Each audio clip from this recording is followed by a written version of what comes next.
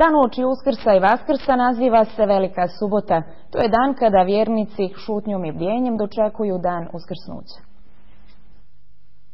Oltari su ogoljeni, zvona ne zvone. Tek u kasnim večernjim satima ponovno će se oglasiti navještajući Kristovo uskrsnuće. Upalit će se uskrsna svijeća, simbol vječnog života, te blagosloviti voda. Za vjernike je Velika subota poseban dan u kojem pohode Božji grob i suočavaju se sa svojim grijesima, činjenicom neizbježne smrti, ali i vlastita uskrsnuća. Gledaj da ti tijelo bude izmučeno trudom i naporom dobrih dijela, da jednoć ustane na slavni život.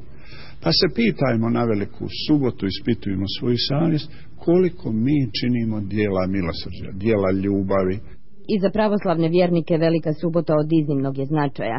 Crkvena zvona ne zvone od Velikog petka do dana uskrsnuća.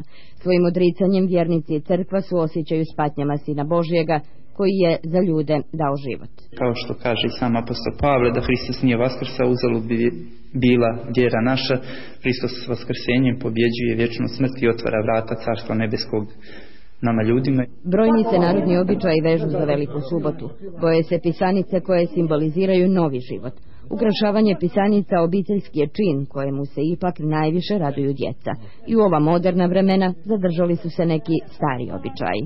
Upara se neke trave, nije to bilo boja ako što danas ima i ovih instrumenata, to je sve bilo po starački. I onda malo lučine, ovako ovo se oguli od ovoga luk crvenog i to se ubaci u vodu i to se kuva, jaja se oboje i Uskrs sviće. Dosta su popularne, to treba reći, igre sa jajima, tucanje jaja i šicanje, koje nisu toliko vjerski običaj vezani za Uskrs, nego više odražavaju neko socijalno stanje u Hercegovini. U ove velike dane posebnu pozornost treba posvetiti onima koji su u potrebi. Podijeliti blagdansku trpezu i lijepu riječ trebalo bi biti najveće zadovoljstvo.